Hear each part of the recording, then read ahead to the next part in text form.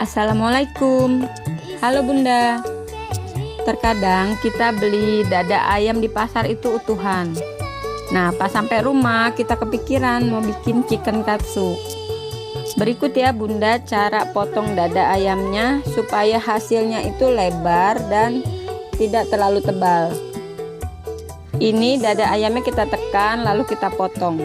Dan tipsnya, pisaunya ini harus tajam supaya hasilnya rata. Cuma hati-hati ya, untuk pengerjaannya ini takut tangannya terluka. Semoga bermanfaat.